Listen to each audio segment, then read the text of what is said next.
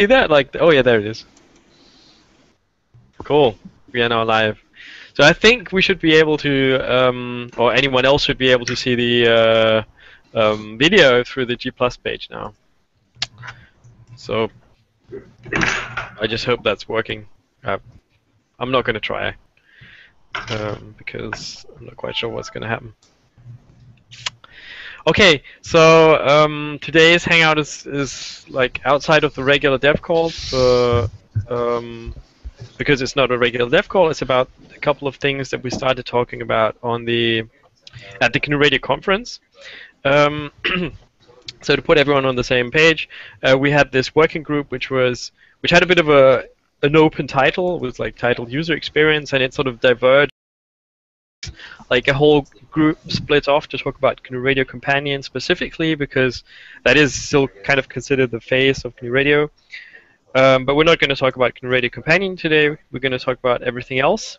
And I've sort of divided them into two major topics. The first, because that's basically what we talked about at the conference, and it also makes a lot of sense. The first one is the website, and the second one is, I guess you could sort of generally tag it as documentation, although I have some specifics in mind.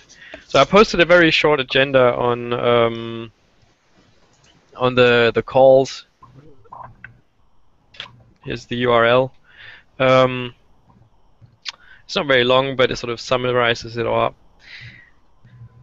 Okay, I'm just gonna sort of quickly go over what we discussed at the conference. The first thing we talked about was the website, as I already mentioned.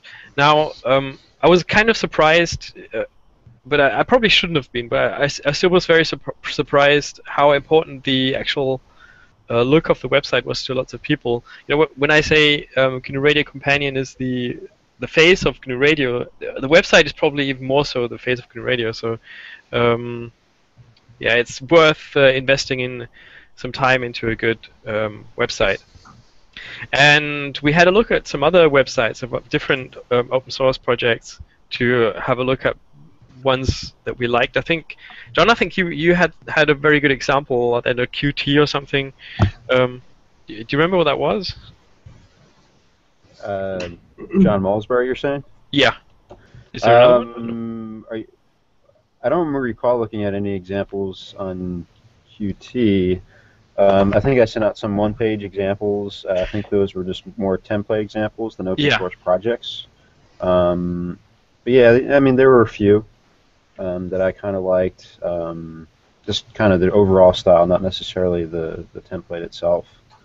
But my general thinking is this website should be someplace where people can land, get an understanding of what GNU Radio is, an understanding of why they should be using it in their labs or in their classrooms or wherever else. And then as soon as they want to dive into more detailed technical information, they would link to the Redmine site.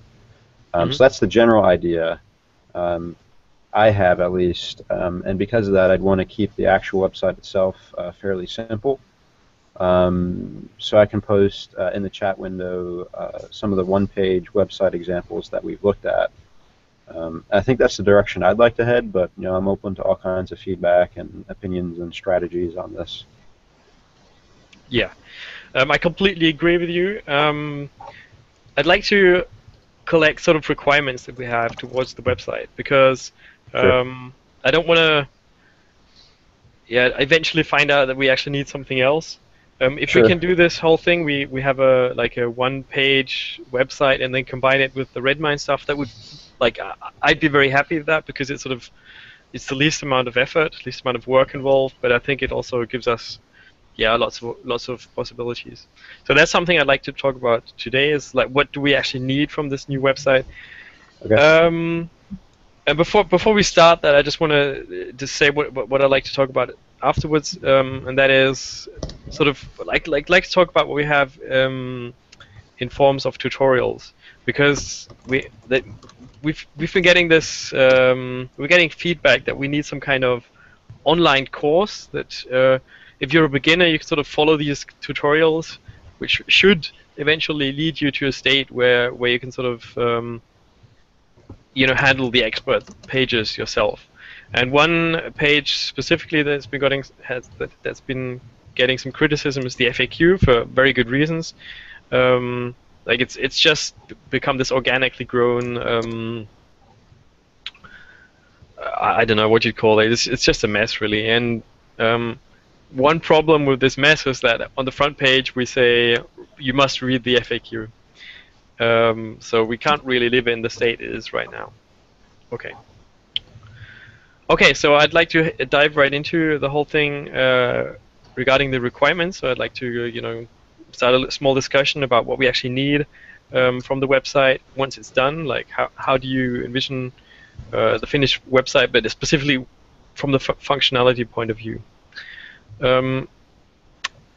Okay, so right now what we have right now is basically just the wiki page and an issue tracker, and that already does, and the news feed, I guess you could also put in there. Right. It doesn't look very appealing, I think, and yeah, we got some feedback that it's kind of awkward to navigate. So the most important, oh crap, I just closed the tab. The most, like a couple of, some examples were that we have too many build guides, like it's unclear what is necessary, like the navigation bar is mostly useless links that we don't use anyway. Like we have two different manuals that we point to, but no one explains what they do. The website is just like the start page has just grown and grown. Like everyone's been adding links to it, which makes it less easy to navigate, and so on. That's sort of the gist of the criticism we've gotten towards the website. Okay, so I'd just like to go over a couple of requirements, stuff that we actually want from the website. So what would that be? Perhaps we can just sort of have a little brainstorm here. I hope this will work on the Hangout. Okay, so not in any particular order, but these are just things that have been brought up over time. First, I think some people that just want to go to the old Redmine site, we should have a very obvious link that says, take me to the technical stuff now. I think you mentioned that we want to be able to collect donations, kind of like some of the other sites you provided as examples. At some point, this site should provide the kind of infrastructure to put up information about the main GNU radio conference and any satellite conferences. Should show news streams and Twitter feeds with all of the latest information and updates. I think at the very top, kind of like what's becoming so common right now, there should be like a slider that has 3 or 4 slides that talk about GNU radio in general and what it is, and then address maybe 3 or 4 key segments like academics, defense and industry, and advanced research, and maybe link to some more information about how GNU radio can be valuable there. Ultimately, it'd be good to have some place to put case studies and success stories of various types. And obviously, very obvious links on, again, the technical information, maybe with special attention to pointing to a getting started guide, since this site is intended for somewhat new users, people that aren't familiar and would like to get started as easily as possible. So that's my list. Any thoughts or additional ideas here? That's pretty comprehensive. Do you have that list? Like, it sounded like you're reading off somewhere. Do you have... No, just spitballing, really. Okay, so I tried writing it down, but you were a bit too fast. Anyway, there's a recording. I think I got most of it. I'm sorry? There's a recording on YouTube. Yep. Yeah, but we can't sort of listen to that right now. I'd like to sort of have something we can. Okay. We can discuss. So a way to accept donations, I think, is straightforward. I think we all want that. Yeah. What technology we use, I think we just need to do a little bit of research. Of course, for Jonathan's sake, we'll also accept Bitcoin. So that's, I think, something we just check off. The slider idea, just having the basic information with some links to more in-depth info is pretty typical on the website. If we can agree to do that. Yeah, that's one of the main problems, I think, is we don't really have that elevator pitch of Right. what GNU Radio is on the website, and that needs to happen. And it probably needs to happen in conjunction with some images or even animation. Yeah, and I can, definitely pictures. I don't know about animation, at least initially, but I can take the lead and try to come up with that pitch. And that would be the basis of the sliders. So I can try to have that in the next few weeks or so.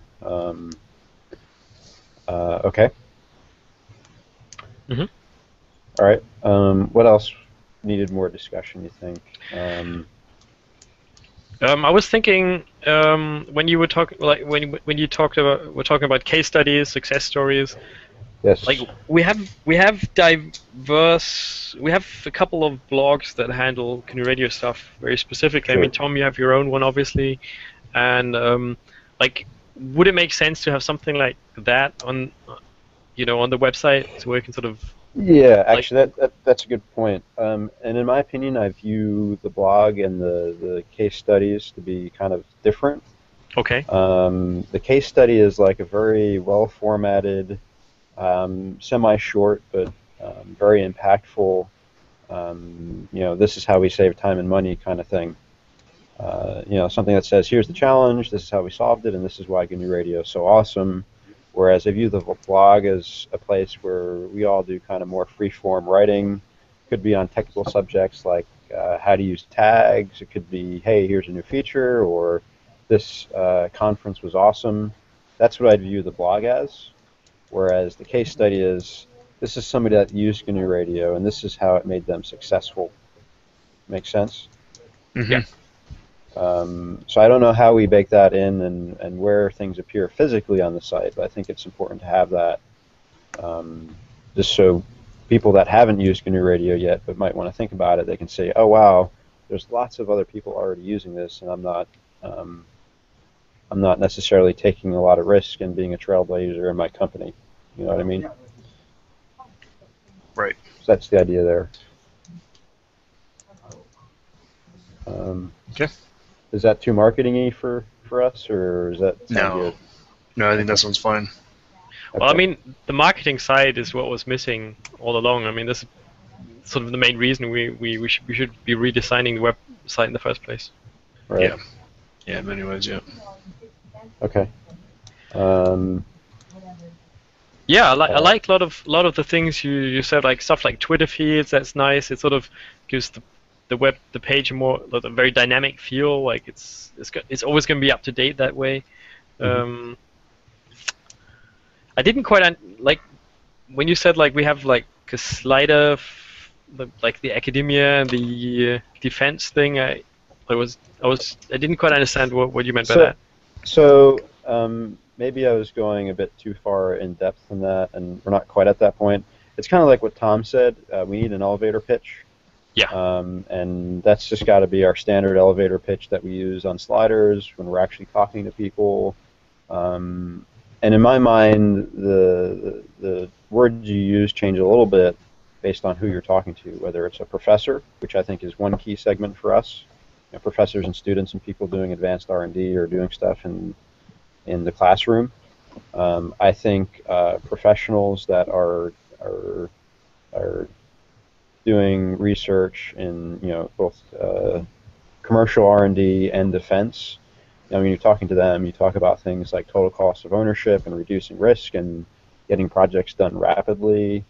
And you might say something if you're trying to engage a developer to get them to contribute to GNU Radio. So I don't know the specifics yet, but I think the slider is kind of like the general themes, and you might pick 2 or 3 different things to talk about in that. one that kind of says, okay, this is GNU Radio and this is the mission of GNU Radio, and a little bit more of an in-depth dive on 2 or 3 other areas. And generally, the slider has a picture and just like 2 or 3 lines of text. Yeah, I feel like I'm understanding where you're going with that, so maybe you and I can work together off. And so does that clear things up, Martin? Yeah, thanks a lot. Yeah. Makes sense. Okay. And yeah, again, it doesn't have to be the segments like I talked about. It's just you have to pick 2 or 3 things that are really the key elements we want to point to. Yeah. The project. Cool. Okay, that's already quite a lot of good ideas. Does anyone else have anything to add to that before we sort of try and discuss how we go ahead and implement that? So I'm just gonna say, because Carlos's microphone isn't working, he just put out. I'm just gonna try and compress what he just wrote. Basically, that we shouldn't be overly complex with the navigation. I guess that's what he's trying to say. Yeah. Agreed. So one thing that I've noticed that may or may not kind of fall under this category is the Sphinx documentation is somewhat broken in that not all of the, I guess it's the way that Doxygen marks up things versus the way that Sphinx expects things to be marked up. So a lot of the kind of initializers and aren't always well documented inside of Sphinx. Yeah. To respond to that, because I've actually been working on trying to update Sphinx for a lot of, the new stuff that we've done, and unlike Doxygen, which we kind of built it into the code, Sphinx does have its own structure that has to be worked on in order to find stuff properly. But yeah, you're right. There are certain things that I can't figure out how to get Sphinx to properly display inside of the manual. I looked at it several months ago, and it looks like the main issue is that Sphinx is kind of built around documenting Python code, so it expects the documentation to be below the, I guess, prototype, but before all the code, it's expected to be in the doc string. Yeah, very much so. And then there are things like sometimes the classes that we write in C++ and export into Python, you can't just import directly. You have to import the module, and then you can call the function on that. Sphinx doesn't really seem to know how to deal with that, and so it just leaves it as like the new Windows stuff. The fact that now creating Windows is all C++ and export into Python, the only thing I can get Sphinx to do is call that a C++ proxy function, but no actual details of the API for creating Windows. Yeah, so you actually have to use both to do anything useful. Yeah, so I'm not too happy with that. And I don't really know what to do with it at this point. On a more general note, we've gotten some feedback that people are confused by the fact that we have 2 manuals, like Doxygen and Sphinx, plus the wiki pages, and then plus external documentation. So I mean, there's nothing we can do about external documentation, but I kind of see the problem of having the Sphinx and the Doxygen documentation. Yeah, no, I totally do as well. Now, then there's the manuals versus the website, but that's very common, and we know. I think that should be a fairly obvious separation of responsibilities between those two. Personally, I would do away with the Sphinx documentation and just focus on the Doxygen, because personally, that's the only one that I really use. And more, we're trying to move things outside of Python so that they're written. All the code is written in C++ and exported into Python, but less code is existing natively in Python these days. So we don't think we need that level of write-up of documentation for it. I absolutely agree. I'd like to know who actually uses the Sphinx manual, because if nobody uses it, then there is some effort going into keeping it alive, and we have it in our build system and all of that. And also, if people use Python IDEs, then the doc strings they will show up anyway. Mm-hmm. Yep. So I mean, even Vim has support for that. It's not like we actually need the formatted HTML Sphinx documentation / manual. And also we've pulled all of the, we have these related pages, like the extra information we put into the Doxygen. I don't think they turn up in the Sphinx, or do they? No, they don't. So yeah, so you're even missing less a reason huge to amount actually there. look at that. Yeah. Yeah, I've just been finding, given the fact that we are a mostly C++ project, it just makes more sense to focus on that.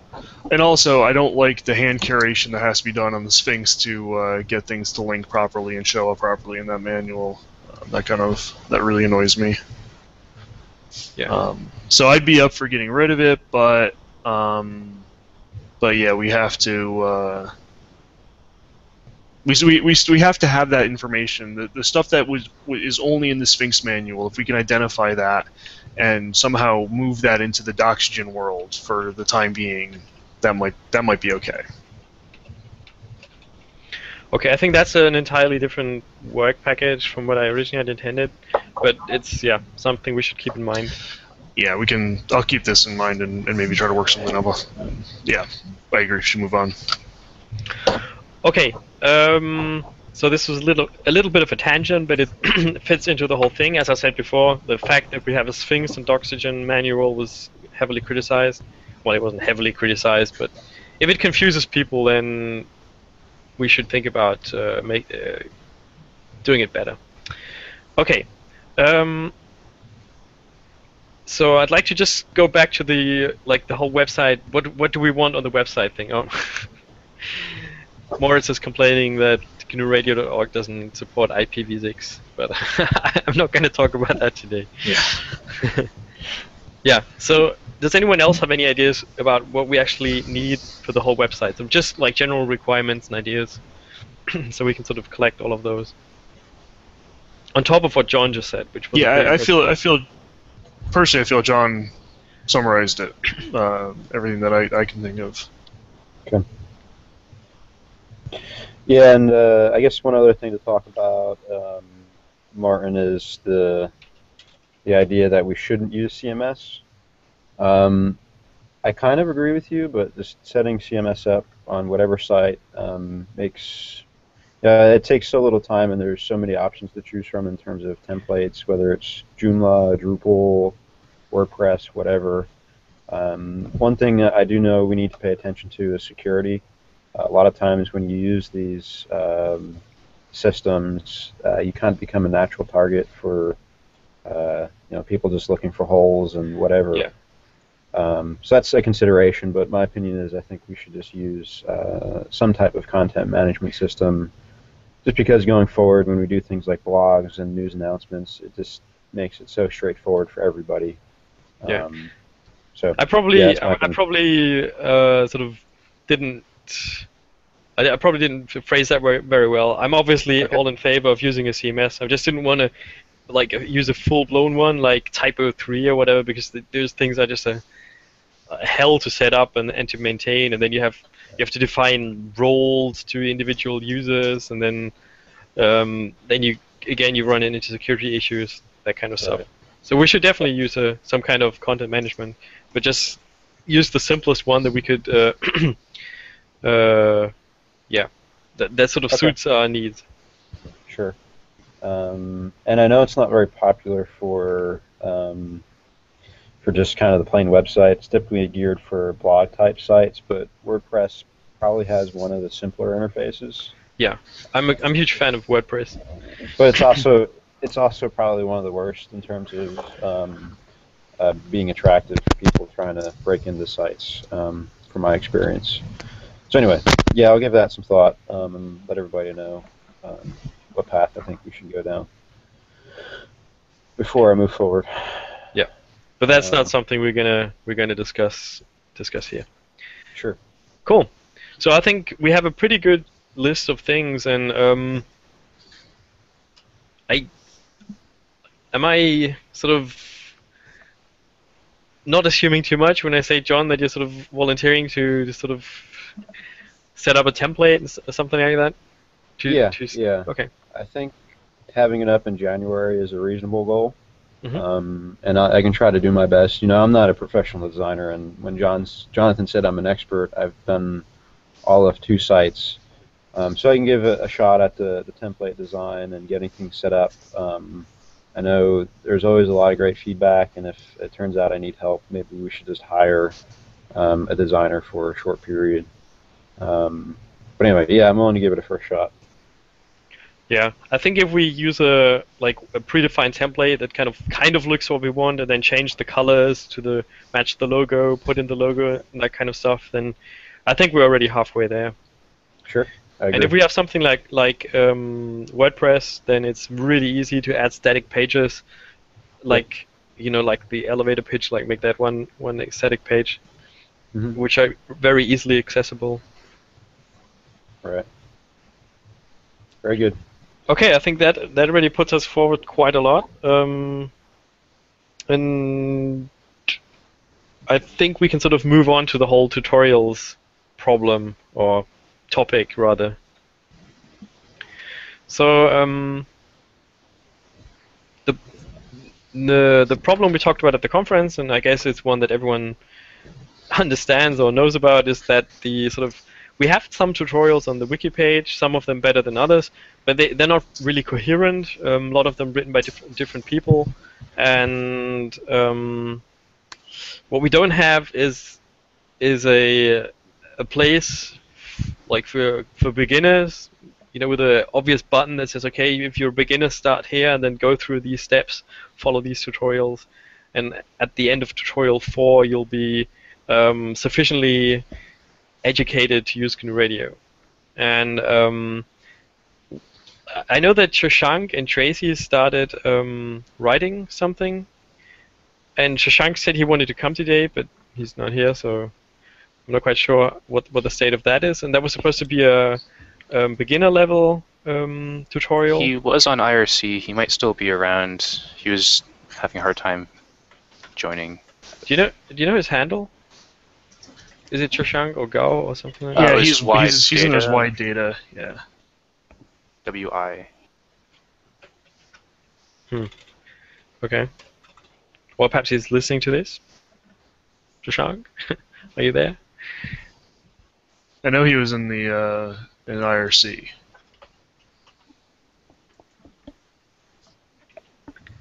Oh well.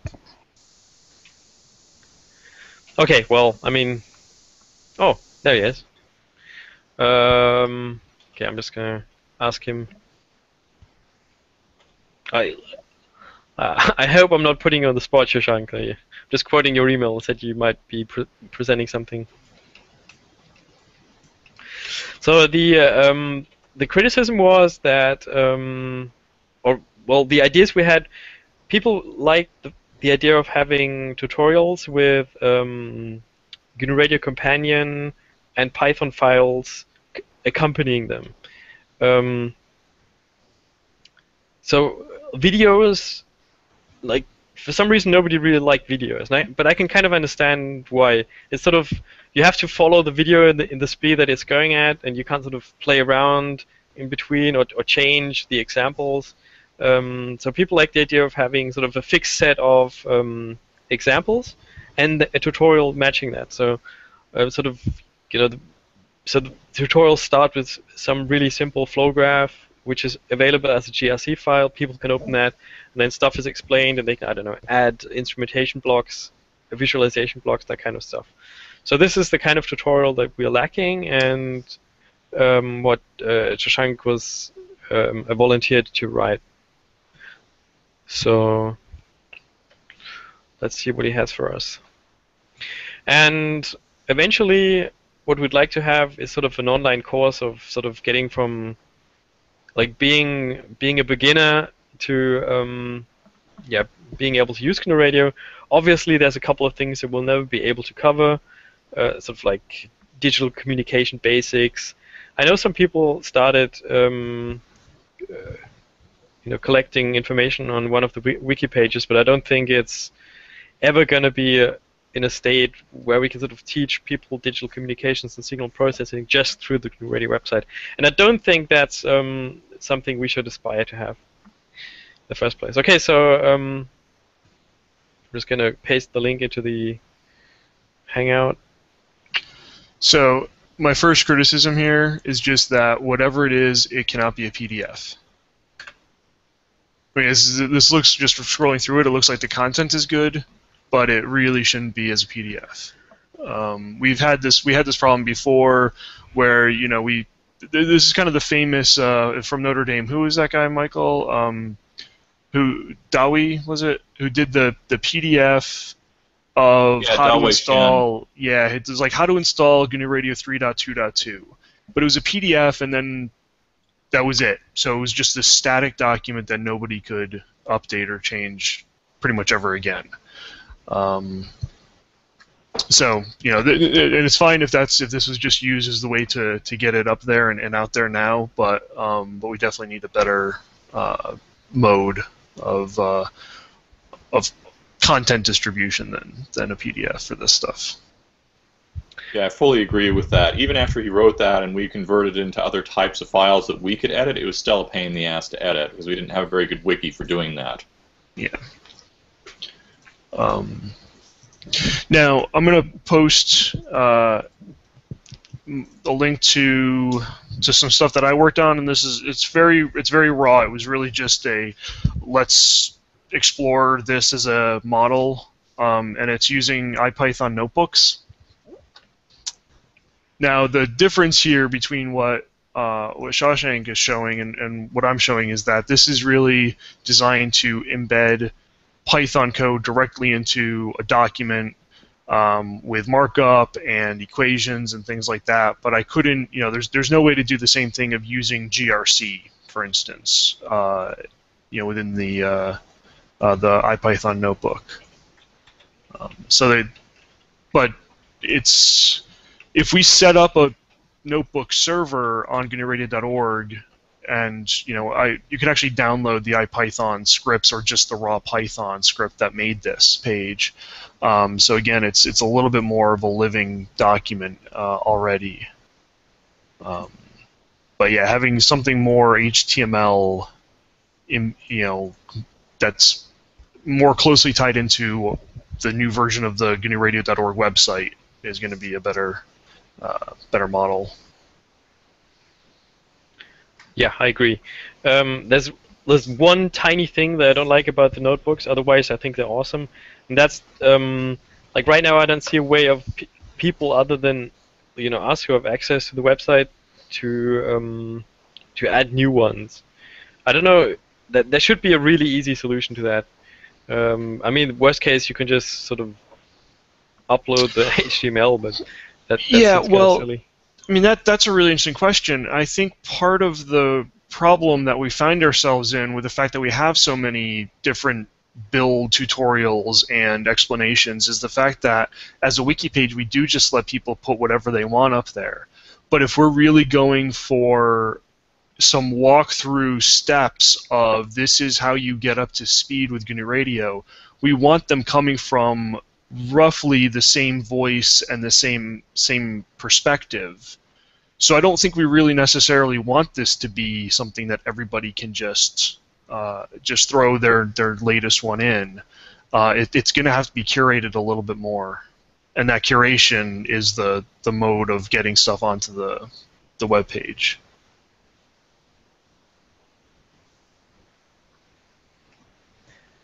Yeah, like I'd agree, except for there's one exception, and that's when we sort of change stuff in GNU Radio, and I hope that's not going to happen a lot in the future. So sort of notebooks might become buggy or for whatever reason, and then it would be nice if it would be very easy to update them. Yeah. But apart from that, I agree, and I think that's also one good reason to have a a static website which is sort of separate from the wiki. So like then we have something that we have more control over. Yeah. And again, one of the criticisms here is that this is just very plain HTML. There's no decoration. It's not in the same style as the rest of the wiki, and so we'd have to, yeah, we would like to do something about that too. Yeah.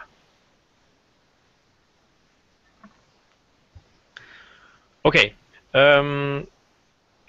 So I obviously haven't had time to read through Shashank's tutorial because I only just saw it. So I'm not quite sure how far it goes, like where it starts and where it stops, and what it explains. I find it interesting that like tutorials they sort of they live on the website, and at some time they sort of pop up, and someone says, "Oh, I just followed this tutorial," and I don't know. I sometimes didn't even know it was there, or it's completely outdated. That's something I guess that ties into what you just said, Tom, about we have to sort of curate the whole tutorial section a bit more carefully. Yeah. And I usually try and go through the wiki on a regular basis and try and remove outdated stuff, but it's just pretty huge. So I guess yeah, almost like a clean slate approach might be the only way to really get around that. Just start from the basics and then put, from nothing, and then put stuff in as it comes up. And there is this huge library of capabilities. It just needs to be, like I said, curated isn't really the right word for it. But I'm thinking also from the wiki perspective, just the fact that it's a wiki, it should be open and available for people to put in as much as they want whenever they want. That's the wiki's role, but the role of the new kind of front-facing GNURadio.org webpage is going to be more, like I said, the kind of a single voice coming from us. This is like the main points to hit, but then there's all this other material that we still want people to access, and the ability for people to just kind of put up their new thoughts and ideas. Yeah. So what you're saying is that we should definitely put this whole curated tutorial section on somewhere else than the wiki. So we put it on the website, which is not the wiki. Yeah. Yep. Yeah, I think I agree with that. Does anyone else have any thoughts on that? I will always assume that silence means that you agree with us. Yeah. Okay. I think we'll have to sort of figure out how the website will look to sort of decide on details. But wait a minute. Yeah. So, but who would be willing to sort of work on this tutorial section? Because I certainly would, and I'm hoping Shashank is.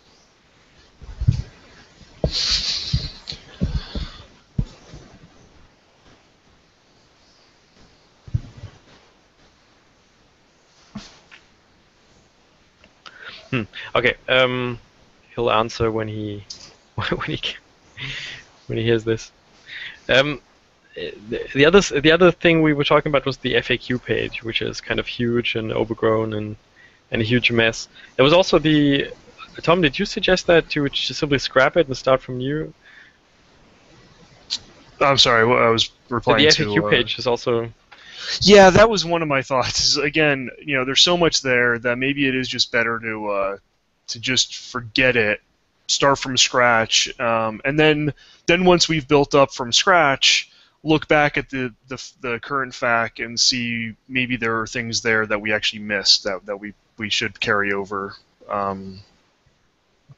Yeah, I mean that kind of be my idea, because if we just start from where we are, I think we're just automatically biasing ourselves to the way it already is. Whereas if we just forget about it, start from scratch, it'll free us up to hit the things that are important, because we have years now of experience of answering questions on the mailing list and in person and offline and on IRC, that we should be able to get a pretty good understanding of what really are the most frequently asked questions.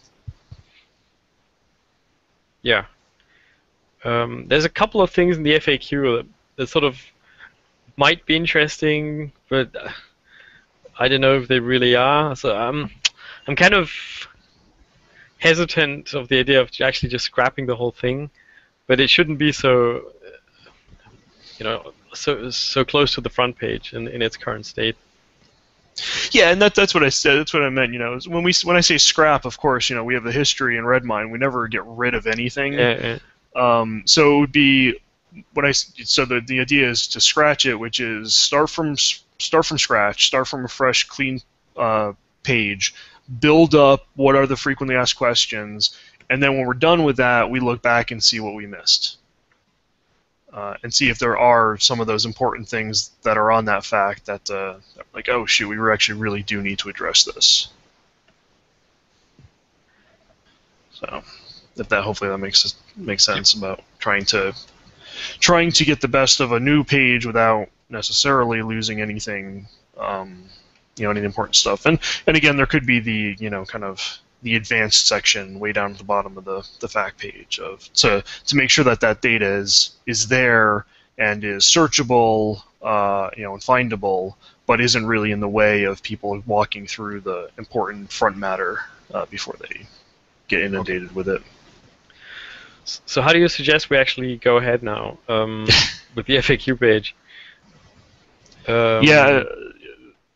So again, I would start from complete scratch, but how we actually do this, try to find, get a few people who have experience, have a lot of experience answering questions, using GNU Radio, understanding, what's out there, what's available, but also what the difficulties that people have are, and then just offline we just iterate on it until we're happy, and then like I said, kind of revisit the current fact and make sure we didn't miss anything important.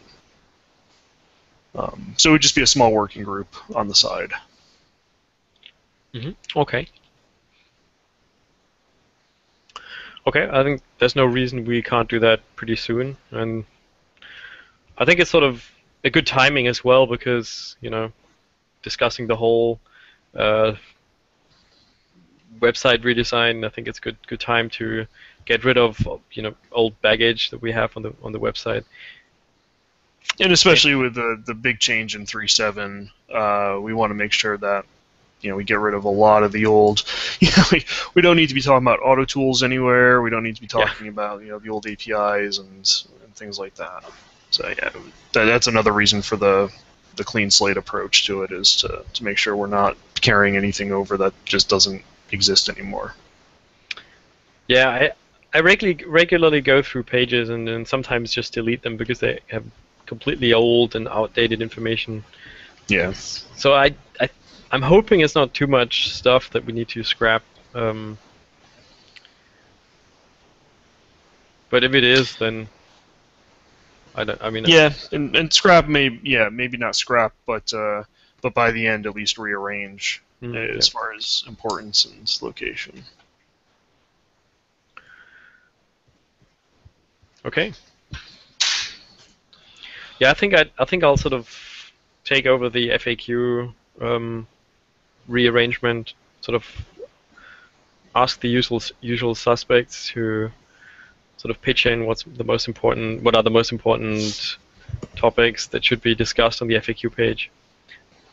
I mean, there are questions that are obviously not frequently asked because they're so specific. Yeah. Okay, so yeah, if you want to start that, and we could either do it as a running wiki page, or just do it in email and just iterate on it, or like a Google Doc or something. But that's a good idea. Yeah. Yeah, but if you're leading the effort, feel free to figure out how you want to do that. I mean, I really don't have any emotional attachment to the current FAQ, so like even if we sort of switch over to a new short FAQ before it's finished, and then sort of work on the wiki page, I don't think that's a bad idea either, because then we can that might work. Yep. Because then we can get feedback from the community straight away. Yeah. Okay. Okay, so that covers pretty much all the things I had on my agenda. I think I'd like to get some volunteers to work on the tutorials. Perhaps you can just I don't know, contact Tom or myself. Yeah. So I'm assuming that Shashank is. Listening, Yeah, at I think least, he says he'll be in. Yeah. Okay. Yeah. That's nice. Yeah, I think we should basically have a few, I guess, sub-working groups that are focused on the fact page and the tutorials. And maybe just try to figure out, half a dozen or so people who are really interested and invested in working on this stuff. And so yeah, as Martin said, why don't you email both Martin and I? We'll put a call out onto the mailing list and places to solicit people who are interested in working on this stuff, and then we'll try to coordinate it from there. Very good. So it's not even 8, and we've already talked about everything I wanted to talk about. Yeah, well, considering we didn't have to spend the entire first half hour waiting, figuring out how to use the Google Hangouts.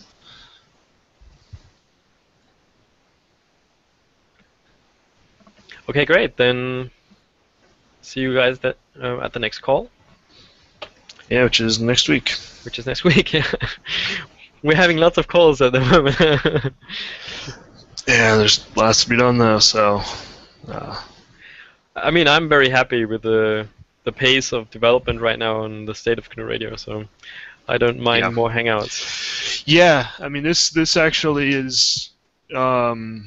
I think probably where we want to be, especially with the recent switch over to 3.7, and this is what I've always said with 3.7, the fact that it was such a big change, I am hoping to slow down on the code innovation, add stuff as we want, but I think at this point focusing more on the community and the presence and the use of the code as opposed to the internals. So hopefully we're making sure that is stable enough that it's not a constant moving target like it's been for the past few years. So I think this is the right place we want to be in right now. Enthusiastic agreement in IRC channel. Yes. Okay, guys, I'm going to turn off the broadcast now. See you at the next call, and thanks for tuning in, and thanks for all the help. Obviously, this is not gonna work if only a few of us do all of the work. So, really glad about everyone agreeing to volunteer, do stuff, and help out on the webpage. Thank you very much, guys. Bye bye. Cool. Thanks, Martin.